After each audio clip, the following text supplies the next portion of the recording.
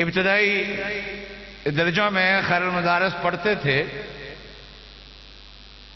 وہاں ایک طالب علم تھے، ان کا نام تھا منظور احمد۔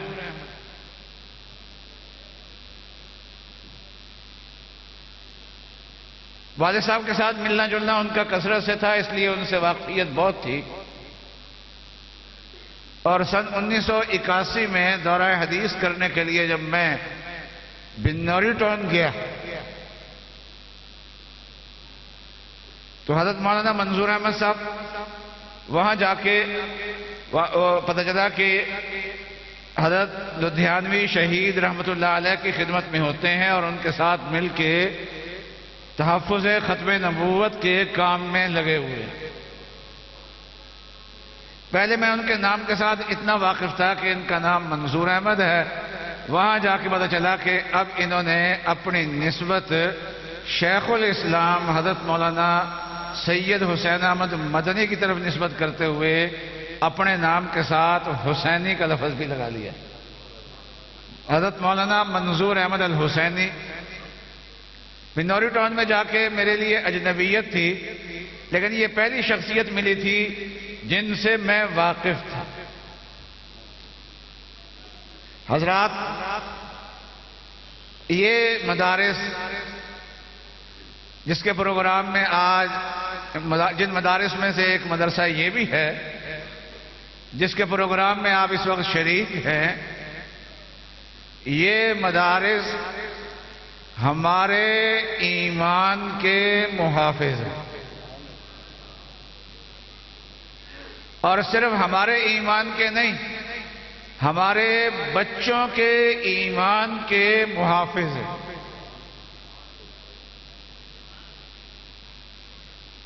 اور حضرت مولانا الیاس صاحب رحمۃ اللہ علیہ ایک بات ارشاد فرمایا کرتے تھے کہ یہ تبلیغی جماعت کے جو گشت ہو رہے ہیں اور یہ جو نقل و حرکت ہو رہی ہے، یہ چلنا پھرنا ہو رہا ہے، چل پھر رہے ہیں ہندوستان کی زمین میں۔ اس وقت اگر وہ پاکستان نہیں بنا تھا، پاکستان اور ہندوستان ایک ہی جگہ تھی۔ گشت یہاں ہندوستان میں ہو رہے ہیں، چلنا پھرنا ہندوستان میں ہو رہا ہے، بر صغیر میں ہو رہا ہے، لیکن اللہ تبارک و تعالی ہدایت کے فیصلے امریکہ میں فرما رہے ہیں۔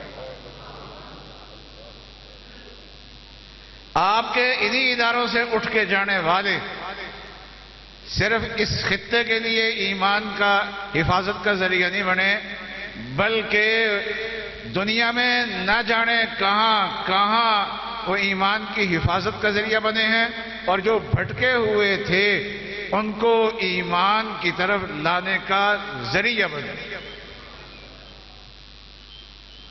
مولانا پھر ختم نبوت کا کام اللہ تبارک و تعالیٰ نے ان کو وہ مہارت عطا فرمائی تھی کہ اس وقت کے اکابر نے پھر ان کی تشکیل کی کہ آپ برطانیہ چلے جائیں، وہ انگلینڈ چلے گئے اور پھر ہمیشہ کے لیے وہیں پر رہے ہیں۔ اور اللہ تبارک و تعالیٰ بسا اوقات کسی کے کام کی قبولیت کو دنیا کے اندر دکھا دیتے ہیں۔ مولانا منظور احمد برطانیہ میں جانے کے بعد ہماری بھی حاضری حرمین ہوتی، ان کی بھی حاضری حرمین ہوتی، تو اس موقع پہ پھر آپس میں ملاقات بھی ہو جاتی، میں ان سے دعائیں بھی لیتا۔ تو مولانا اجود صاحب کے ایک بھائی جرمنی میں ہوتے ہیں، وہ مجھے خود سنا رہے تھے واقعہ کہ حضرت حج کے لیے آ رہے تھے تو پہلے انگلینڈ سے جرمنی آئے، جرمنی سے آگے پھر حج کے لیے انہوں نے آنا تھا، تو جرمنی میں قادیانیوں سے کچھ مباحثہ کی صورت پیدا ہو گئی، مکالمے کی صورت پیدا ہو گئی، بات چیت کی صورت پیدا ہو گئی۔ یہاں اس وقت یہ ویڈیو ریکارڈنگ تو اب شروع ہوئی ہے، وہاں یہ ساری مجالس جو ہیں اس کی ریکارڈنگ ہو جاتی ہے، اس کی ریکارڈنگ بھی ہوئی۔ اس تذکرے میں انہوں نے مرزے کے حالات کو کھول کھول کے بیان کیا، اور بہت سارے لوگ سادے ہوتے ہیں، جب ہم مرزا کے حالات کو کھول کے بیان کرتے ہیں کہ مرزا ایسا تھا، مرزا ایسا تھا، مرزا ایسا تھا، تو جواب میں لوگ کہتے ہیں کہ مولوی صاحب آپ ذاتیات پہ آ جاتے ہیں، آپ کو مسئلے کی بات کرنی چاہیے، آپ کو ذاتیات پہ نہیں آنا چاہیے۔ تو حضرت مولانا محمد علی جلندری رحمۃ اللہ علیہ فرمایا کرتے تھے کہ بھائی عالم جو ہے وہ اپنی ذات پیش نہیں کرتا، جب عالم بات کرتا ہے تو مسئلے کی بات کرتا ہے۔ حضرت تھانوی رحمۃ اللہ علیہ سے کسی نے کہا کہ آپ کافر ہیں، دوسرا اشکال یہ کیا کہ آپ قوم کے جلاہے ہیں۔ حضرت نے فرمایا کہ جہاں تک کافر ہونے کی بات ہے تو میں آپ کے سامنے ایمان کا اظہار کرتا ہوں، اشہد ان لا الہ الا اللہ وحدہ لا شریک لہ واشہد ان محمدا عبدہ ورسولہ، ایمان کا اظہار تو ابھی آپ کے سامنے میں نے کر دیا ہے، باقی رہا جلاہے ہونے والی بات تو میں دین کی بات آپ کو سنانے کے لیے آیا ہوں، رشتہ مانگنے کے لیے نہیں آیا ہوں، اس لیے رشتے کی بات کرنے کے لیے نہیں آیا ہوں۔ تو یہ خاندان کی بات، ذات کی بات تو وہاں کرنی چاہیے، یہاں رشتے کی بات کرنی ہو، میں دین کی بات کرنے کے لیے آیا ہوں۔ دین کی بات جو ہے، جیسے سید زادہ جو ہے وہ دین کی بات پیش کر سکتا ہے، وہ حبشے کا بلال جو ہے وہ بھی اوپر کھڑا ہو کے اذان دے سکتا ہے، وہ بھی دین کی دعوت دے سکتا ہے۔ اور یہ جو اذان ہے اس کو نبی اکرم صلی اللہ علیہ وسلم نے دعوت التامہ فرمایا۔ فرمایا کہ جب کوئی عالم دین کی بات کرتا ہے ہمیں اس مسئلے میں گفتگو کرنی چاہیے کہ مسئلہ ٹھیک ہے یا نہیں، اس مسئلے کی دلیل کیا ہے، اس مسئلے کی بنیاد کیا ہے، لیکن عالم کی ذات سے ہمیں بحث کرنے کی ضرورت نہیں ہے، اس لیے کہ اس نے اپنی ذات کو پیش نہیں کیا، اس نے مسئلہ پیش کیا ہے، لہذا بحث ہوگی تو مسئلے کی ہوگی، ذات کی نہیں ہوگی۔ لیکن مرزا نے جب کوئی آدمی نبوت کا دعویٰ کرتا ہے وہ مسئلہ نہیں پیش کرتا، پہلے اپنے آپ کو پیش کرتا ہے۔ وہ کہتا ہے کہ مجھے نبی مانو، پہلے اپنی نبوت کو منواتا ہے اور اس کے بعد پھر یہ کہتا ہے کہ میں اللہ کا یہ پیغام لے کے آیا ہوں، اس کو بھی مانو، اس کو بھی مانو، اس کو بھی مانو۔ تو اس کے لائے ہوئے پیغام کو بعد میں مانا جاتا ہے، پہلے اس کو پیغمبر مانا جاتا ہے، اس کی ذات کو مانا جاتا ہے۔ اس لیے نبی اکرم صلی اللہ علیہ وسلم نے جب نبوت کا دعویٰ کیا اور وحی کے نزول کا سلسلہ شروع ہوا تو حضرت صلی اللہ علیہ وسلم نے اپنی بات بعد میں پیش کی، کوہ صفا پہ کھڑے ہو کے لوگوں سے پہلے اپنے بارے میں سوال کیا کہ تم میرے بارے میں کیا کہتے ہو؟ پھر حضرت صلی اللہ علیہ وسلم نے ان سے سوال کیا کہ اگر میں تمہیں خبر دوں کہ جس صفا پہاڑی پہ میں کھڑا ہوں اس پہاڑی کے پیچھے ایک لشکر ہے جو ہم پہ حملہ کرنا چاہتا ہے، تو کیا تم میری اس بات کی تصدیق کرو گے؟ تو سب نے بالاتفاق یہ کہا کہ ہم نے 40 سال کے عرصے میں آپ کی صداقت ہی دیکھی ہے، آپ کی امانت ہی دیکھی ہے، آپ کی صداقت اور امانت کے سوا ہم نے کوئی چیز دیکھی ہی نہیں۔ تو پیغمبر پہلے اپنی ذات کو پیش کرتا ہے، اس کے بعد پھر جو اللہ کا پیغام ہوتا ہے اس کے بعد پیش کیا کرتا ہے۔ تو نبی اکرم صلی اللہ علیہ وسلم کی صداقت پہ ان کو اتفاق تھا، امانت پہ ان کو اتفاق تھا، اور نبی اکرم صلی اللہ علیہ وسلم کی ذات عالی اللہ تبارک و تعالی، جیسے سورج ہوتا ہے نا، سورج جب نکلتا ہے تو اس کو ثابت کرنے کے لیے کسی دلیل کی ضرورت نہیں ہوتی، آفتاب جب آتا ہے تو اپنے ساتھ دلیل لے کے آتا ہے، اس کا آنا ہی خود دلیل ہوتا ہے۔ نبی اقدس صلی اللہ علیہ وسلم کو اللہ تبارک و تعالیٰ نے وہ شان عطا فرمائی تھی کہ آپ کی نبوت کو ثابت کرنے کے لیے دلائل کی ضرورت نہیں تھی. یہی وجہ ہے کہ رسول اللہ صلی اللہ علیہ وسلم نے دنیا کے بادشاہوں کے نام خطوط لکھے. بسم اللہ سے شروع ہو رہے من محمد رسول اللہ. پھر جس بادشاہ کا طرف خط بھیجا جا رہا ہے اس کا نام لکھا جا رہا ہے، اور آگے مختصر پیغام یہ ہے کہ اسلم تسلم، تو میری اطاعت اختیار کر لو، اسلام قبول کر لو، اللہ تبارک و تعالیٰ تمہاری حفاظت فرما لو. کہیں کوئی دلیل بیان نہیں کی. حضرت صلی اللہ علیہ وسلم نے ایک خط بھیجا. جب اور بادشاہوں کے نام خط بھیجا تو اس وقت کی سپر طاقت تھی روم کی. اس کے بادشاہ کو قیصر کہتے تھے. اس کے نام بھیجا اور حضرت صلی اللہ علیہ وسلم نے فرمایا کہ جاؤ، ملک شام جو ہے وہ رومیوں کے زیر اثر ہے، قیصر کے زیر اثر ہے، اس لیے پہلے ملک شام جانا اور وہاں کے بادشاہ اور گورنر کے ذریعے سے پھر قیصر تک پہنچنے کی کوشش کرنا. نبی اقدس صلی اللہ علیہ وسلم کا پیغام رساں جب ملک شام پہنچا ہے تو یہ اتفاق سے بیت المقدس کی زیارت کرنے کے لیے ملک شام کے اندر اور فلسطین کے اندر آیا ہوا تھا.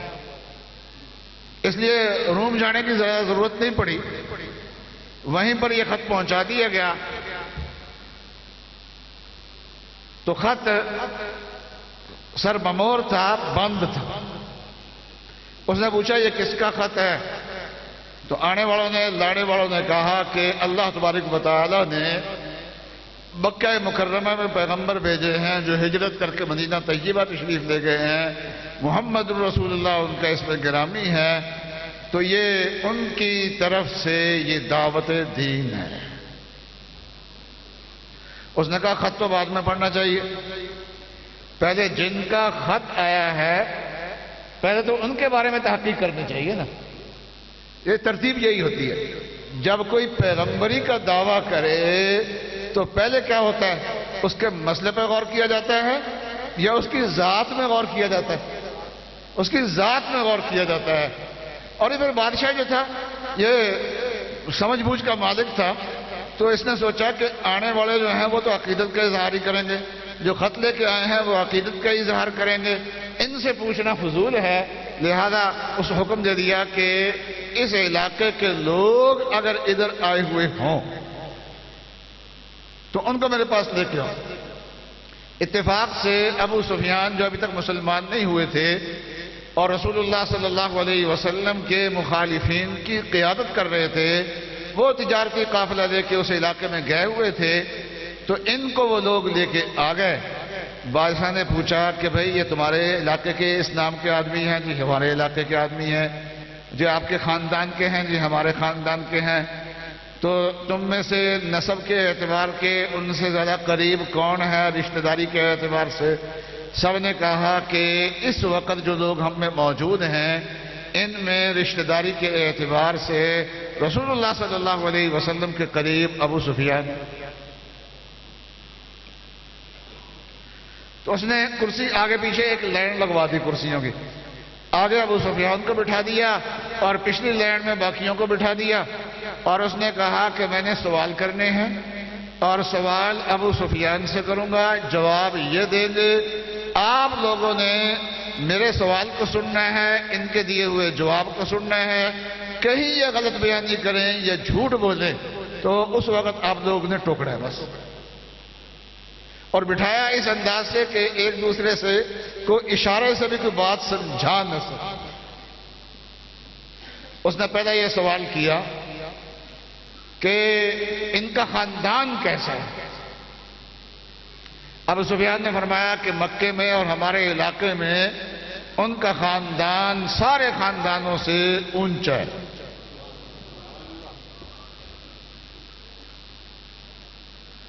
اس نے کہا کہ کتنی عمر میں انہوں نے نبوت کا دعویٰ کیا؟ 40 سال کی عمر میں. انہوں نے کہا کہ اس 40 سال کے عرصے سے پہلے کبھی ان کی زبان سے تم نے جھوٹ سنا؟ انہوں نے کہا کہ 40 سال کے عرصے میں ہم نے کبھی ان کی زبان سے جھوٹ نہیں سنا. ان سے جب بھی ہمارے سامنے کوئی چیز آئی تو صداقت آئی، امانت آئی.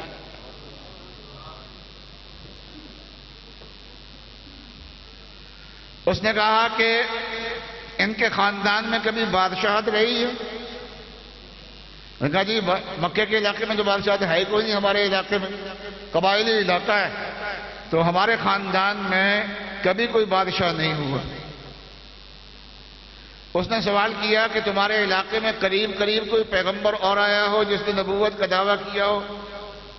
انہوں نے کہا جی ہمارے علاقے میں نبوت کا دعویٰ کرنے والے کوئی نہیں آئے، اس لیے کہ مکہ مکرمہ میں نبی اقدس صلی اللہ علیہ وسلم سے پہلے جو پیغمبر آئے تھے وہ حضرت اسماعیل علیہ السلام تھے، ابراہیم علیہ السلام تھے، اور اس کے بعد پھر کوئی پیغمبر یہاں پر نہیں آیا.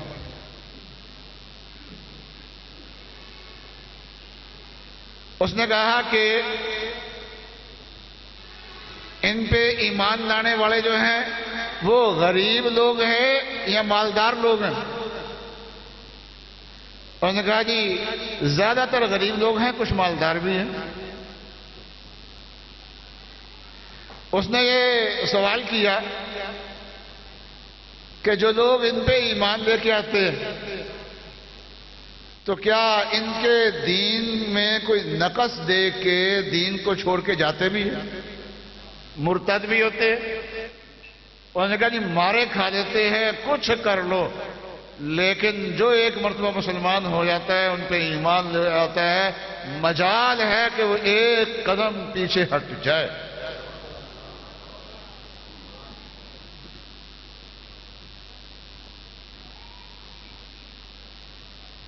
اس نے کہا کہ تمہاری ان سے کوئی جنگیں بھی کبھی ہوئی ہیں؟ میں بخاری شریف کی روایت سنا رہا ہوں آپ کو، بخاری شریف میرے سامنے پڑی ہوئی ہے. تمہاری ان سے کوئی جنگیں بھی ہوئی ہیں؟ کہ جی جنگیں ہوئی ہیں. تو جنگ کے احوال کیا ہیں؟ اس نے کہا کہ بس یہ کنویں کے ڈول کی طرح ہے. کنویں کا ڈول جو ہے وہ کبھی کسی کے ہاتھ میں ہوتا ہے، کبھی کسی کے ہاتھ میں ہوتا ہے. تو کبھی جنگ جو ہے ہمارے حق میں ہوتی ہے، کبھی ان کے حق میں ہوتی ہے، کبھی وہ کامیاب ہو جاتے ہیں، کبھی ہم کامیاب ہو جاتے ہیں. انہوں نے کہا جی تمہارا ان سے کوئی معاہدہ بھی کبھی ہوا؟ کہا جی ہاں ایک معاہدہ ہوا ہے. کبھی انہوں نے اپنے وعدے کو توڑا ہے؟ انہوں نے کہا جی آج تک تو انہوں نے وعدہ کوئی توڑا نہیں ہے، اب ہمارا ان کے ساتھ 10 سال کا ایک معاہدہ ہے، دیکھو اس کو پورا کرتے یا نہیں کرتے. ابو سفیان کہتے ہیں کہ سارے سوال و جواب میں اپنی طرف سے کوئی بات داخل نہیں کر سکا. یہاں آ کے میں مستقبل کے بارے میں ایک شک کا اظہار کر دیا کہ پہلے تو عہد شکری انہوں نے کبھی نہیں کی، لیکن مستقبل کے بارے میں کچھ کہہ نہیں سکتے، اس لیے کہ آج کل ہمارا ان سے امن معاہدہ چل رہا ہے، دیکھیے وہ پورا کرتے ہیں یا نہیں کرتے. اس نے کہا کہ میں نے تم سے پوچھا تھا کہ ان کا خاندان کیسا ہے، تم نے جواب دیا کہ عالی خاندان ہے. تو انبیاء علیہ السلام ہمیشہ عالی خاندانوں کے اندر بھیجے جاتے ہیں. وہ کہ میں نے تم سے پوچھا تھا کہ اس نے دعوی نبوت سے پہلے کبھی جھوٹ بولا ہے؟ تم نے کہا کبھی جھوٹ نہیں بولا. وہ کہ یہ کبھی نہیں ہو سکتا کہ ایک انسان 40 سال تک کبھی جھوٹ نہ بولے اور 40 سال کے بعد جھوٹ بولے تو اللہ کے بارے میں جھوٹ بولے. اس کا سوال ہی پیدا نہیں ہوتا. کہنے لگا میں نے تم سے پوچھا تھا کہ ان کے خاندان میں کوئی بادشاہ تو نہیں ہے، بادشاہت تو نہیں رہی؟ تم نے کہا بادشاہت خاندان میں نہیں رہی. اگر ان کے خاندان میں بادشاہت ہوتی تو کہہ سکتے تھے کہ اصل مقصود بادشاہت واپس لینا ہے اور مذہب کا لبادہ جو ہے وہ اس مقصد کے لیے اوڑا گیا. ایک ہے مذہب کا لبادہ اوڑھ کے سیاست میں آنا اور ایک ہے دین کے نفاذ کے لیے آنا. دونوں میں بڑا فرق ہوتا ہے. ہمارے علماء کرام جو سیاست میں آتے ہیں وہ دین کا نام لیتے ہیں، لیکن یہ ہے کہ اس کو سیڑھی نہیں بناتے دین کو، بلکہ یہ کہتے ہیں دین نافذ کرنے کے لیے ہم آئے ہیں. اور اس وقت آئین میں جو اسلامی شقیں ہیں اور پاکستان کا جو اسلامی تشخص ہے وہ آج انہی علماء کرام کی برکت سے۔ آپ کے یہ مدارس کے جو اثرات ہیں صرف یہاں تک نہیں ہیں، یہ ایوانوں تک بھی پہنچے ہوئے۔ اس نے کہا کہ میں نے پوچھا تھا کہ اس علاقے میں کوئی نبی تو نہیں ہے؟ تم نے کہا نہیں ہے۔ اگر کوئی نبی آیا ہوتا تو میں یہ کہتا کہ نبوت کا کام چل پڑا ہے، اب اس کی نقل شروع ہو گئی ہے۔ جیسے حضرت صلی اللہ علیہ وسلم کے بعد کئی مدعیان نبوت پیدا ہو گئے، جب ایک اصل چیز اچھی آ جاتی ہے تو بعد میں اس کی نقل تیار ہونی شروع ہوتی ہے۔ تو یہاں تو یہ صورتحال بھی نہیں ہے۔ اس نے کہا کہ میں نے تم سے پوچھا تھا کہ غریب لوگ زیادہ ہیں یا مالدار زیادہ ہے؟ تم نے کہا مالدار بھی ہیں لیکن غریب زیادہ ہے۔ انبیاء علیہ السلام کے ماننے والے زیادہ غریب ہی ہوا کرتے ہیں، اس لیے مدرسوں میں اگر غریب بیٹھے ہوئے ہوں تو یہ مدرسوں کی حقانیت کی دلیل ہے، اور اگر سارے کے سارے امیر بیٹھے ہوئے ہوں تو لگتا ہے کہ مدرسے کے اندر کوئی خامی ہے، اس لیے کہ پیغمبر کے ساتھی سارے امیر نہیں ہوتے۔ وہ عثمان غنی بھی پیغمبر کا ساتھی ہوا کرتا ہے، لیکن یہ ہے کہ سارے کے سارے جو ہے وہ ایسے نہیں ہوا کرتے۔ اس نے سارے سوالوں کا جواب کیا حاصل پھر اس نے نکالا۔ اس نے کہا کہ میں اس نتیجے پہ پہنچا ہوں کہ یہ اللہ تبارک و تعالیٰ کے سچے رسول ہیں، اور اس نے کہا کہ بخاری شریف میں ہے لو کنت عنده لغسلت عن قدمی، تو اگر میں ان کے پاس ہوتا تو میں ان کے قدم دھوتا، ان کے قدم دھو کے پیتا۔ صحابہ اکرام تو آپ پہ فدائی تھے، وہ آپ کی کلی کا پانی جو ہے وہ زمین پہ نہیں کرنے دیتے تھے، آپ کے وضو کا پانی زمین پہ نہیں کرنے دیتے تھے، آپ کے بدن کے ساتھ لگی ہوئی چیز کو زمین پہ نہیں کرنے دیتے تھے۔ حضرت اما عائشہ رضی اللہ تعالیٰ نے فرماتی ہے رسول اللہ صلی اللہ علیہ وسلم جب مسواک فرماتے تھے تو درمیان میں دھو کے پھر دوبارہ کرتے تھے، تو دھونے کے لیے مجھے پکڑا دیتے تھے، میں حضرت صلی اللہ علیہ وسلم کی مسواک کو دھونے سے پہلے چوستی تھی تاکہ اس مسواک کو جو پاک لعاب لگا ہوا ہے وہ پانی سے زمین کے اوپر نہ بہے، وہ میرے پیٹ کے اندر جائے۔ تو صحابہ اکرام تو آپ کو دیکھ کے آپ کے اوپر فدا تھے، لیکن یہ اتنی دور بیٹھا ہوا ہے جس نے آپ کو دیکھا نہیں ہے، آپ کے احوال سنے ہیں، وہ بھی یہ تمنا کر رہا ہے کہ مجھے وہاں پہنچنے کا اگر موقع مل جائے اور حضرت صلی اللہ علیہ وسلم کے پاؤں جس پانی سے دھوئے جائیں وہ پانی مجھے مل جائے، وہ تبرک میں حاصل کروں۔ تو میں عرض کر رہا تھا کہ جب کوئی نبوت کا دعویٰ کرتا ہے تو وہاں بات مسئلے کی نہیں ہوتی، کیونکہ نبی اپنی ذات پیش کرتا ہے، تو جو چیز پیش کرے گا اسی کو پرکھا جائے گا۔ کدو کو بیچے گا تو ہم کدو پرکھ کے دیکھیں گے، اگر کوئی مٹکا بیچے گا تو ہم مٹکے کو بجا کے دیکھیں گے کہ یہ صحیح ہے یہ نہیں ہے۔ کوئی لاؤڈ سپیکر لے کے آئے گا ہمارے پاس، ہم اس کو چیک کر کے دیکھیں گے۔ کوئی مسئلہ لے کے آئے گا تو ہم مسئلے کو دیکھیں گے۔ تو پیغمبر جب آتا ہے تو اپنی ذات کو پیش کرتا ہے، جب ذات پیش کرتا ہے تو پھر ہم نے اس کی ذات کو چیک کرنا ہے، اس کے مسئلے کو بعد میں چیک کریں گے۔ تو یہ عام طور پہ قادیانی کہتے جی ذاتیات پہ نہیں آنا چاہیے، پھر اس نے پیش ہی اپنی ذات کو کیا۔ سبزی بیچنے والا کہے کہ میرے ٹنڈیوں میں یہ انگوٹھا چبو کے نہ دیکھو، ہم کہیں گے لے جاؤ پھر اٹھا کے، آپ بیچنے کے لیے لے کے کیوں آئے وہ اس کو؟ کمہار یہ کہے کہ مجھ سے جو مٹکا آپ نے خریدنا ہے اس پہ ہاتھ مار کے نہ دیکھو، تو ہم یہ جواب میں کہیں گے کہ جب تو نے مٹکا بیچنا ہے تو مٹکے کو چیک تو کیا جائے گا، جب نبوت کا دعویٰ کرنا ہے تو پھر اس کو چیک تو کیا جائے گا۔ تو میں بات ہی کہہ رہا تھا کہ مولانا منظور احمد صاحب نے مرزا کے حالات بیان کیے کہ وہ نبوت اگر بالفرض آدم پہ ختم بھی نہ ہوئی ہوتی تو پھر بھی مرزا اس قابل نہیں تھا کہ یہ نبی بن سکتا ہوتا، یہ پھر بھی اس قابل نہیں تھا، اس کے حالات پیش کیے۔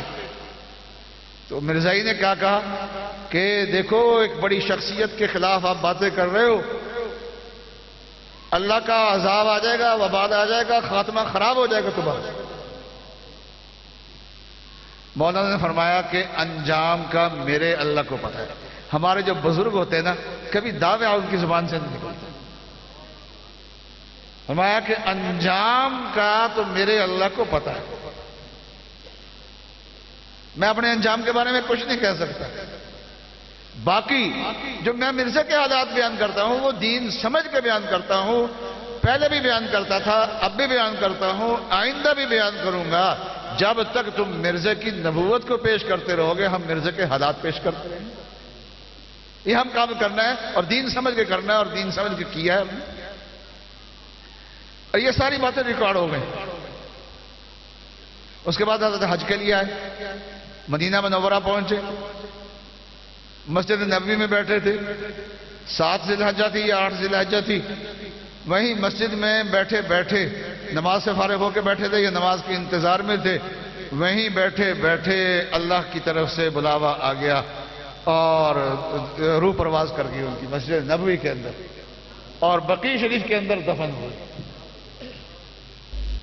تو جرمنی کے احباب بتا رہے تھے کہ جب یہ خبر وہاں پہنچی ہے, وہاں پہلے بات ہو چکی تھی کہ اس کا انجام خراب ہوگا. جب ان کا یہ انجام دیکھا تو 200 قادیانی مسلمان ہوئے. تو آپ کا یہ جو ادارہ ہے اس کا فیض جو ہے یہ کہاں پہ رہا ہے. آپ جو 10 روپے اس کو دیتے ہیں, 100 روپیہ دیتے ہیں, 1000 روپیہ دیتے ہیں, بچے دیتے ہیں, اپنے بیٹے دیتے ہیں, لخت جگر دیتے ہیں پڑھانے کے لیے, یہاں وقف کر رہے ہیں. آپ کو اندازہ نہیں ہے کہ ہمارے اس عمل کا نتیجہ کیا ہے. آپ کو پتہ ہونا چاہیے کہ کیا ہے. میرے دوستو, نبی اقدس صلی اللہ علیہ وسلم کی سنت کی نسبت سے میں کہہ رہا تھا کہ یہ ادارے جو ہے یہ ایمان کے محافظ ہیں, ایمان کے محافظ. ابھی میرے بعد اور بھی بہت سارے علماء اکرام نے چونکہ بیان کرنا ہے, بہت سارے علماء اکرام نے بیان کرنا ہے میرے بعد بھی, اس لیے میں اپنی بات کو ذرا مختصر کرتا ہوں. حضرت ابراہیم علیہ السلام نے دعا کیا کی تھی, ربنا وجعلنا مسلمین لک. پہلی تو اللہ میاں سے خواہش یہ کی کہ یا اللہ ہمیں اسلام پہ قائم رکھنا.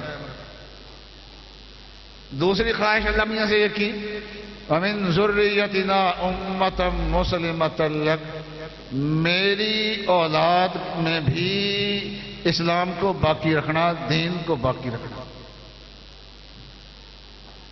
تو یا اللہ یہ ہماری نسلوں میں دین رہے گا کیسے؟ تو ابراہیم علیہ السلام نے نسلوں میں دین باقی رکھنے کے لیے پھر اللہ سے مانگا, ربنا وبعث فیہم رسولا منہم یتلو علیہم آیاتک, کہ یا اللہ ایک تو یہاں پر اپنے پیغمبر بھیجیے, پیغمبر بھیجیے جو یہاں پر کیا کرے, قرآن پاک پڑھائیں, قرآن کا معنی سکھائیں, حکمت اور دانائی سکھائیں جس کو نبی اقدس صلی اللہ علیہ وسلم کی سنت کہا جاتا ہے, اور انسانوں کی زندگیوں کو پاک کرے اور پاک صاف کر کے دنیا کے سامنے پیش کریں کہ پاک صاف اگر انسان ہوتا ہے تو پھر ایسے ہوتا ہے. یہ ابراہیم علیہ السلام نے اللہ تبارک و تعالیٰ سے رسول مانگے اور 4 مقصد مانگے. تو اس سے معلوم ہوا کہ اگر کوئی علاقے کے لوگ یہ چاہتے ہوں کہ ہم دنیا سے جائیں لیکن ہماری نسلیں مسلمان رہیں, تو پھر اپنے علاقے میں کیا قرآن کی تعلیم کا انتظام کر جائے اور دین کی تعلیم کا انتظام کر جائیں, حدیث کی تعلیم کا انتظام کر جائیں. آپ کے علاقے میں یہ مرکز قائم ہے, انشاءاللہ دنیا اس سے مستفید ہوتی رہے گی, علاقے کے لوگ بھی مستفید ہوں گے. اور جیسے مولانا الیاس صاحب نے فرمایا کہ گشت یہاں پر ہوں گے, چوٹ امریکہ پہ پڑے گی. انشاءاللہ آپ کے علی پور میں یہ ادارہ چلے گا, لیکن اس کے اثرات جو ہیں وہ برطانیہ تک پہنچیں گے, وہ جرمنی تک پہنچیں گے, وہ امریکہ تک پہنچیں گے, وہ پوری دنیا تک پہنچیں گے. اللہ تعالیٰ اس ادارے کے فیض کو عام اور تام فرمائے. وآخر دعوانا ان الحمدللہ رب العالمین.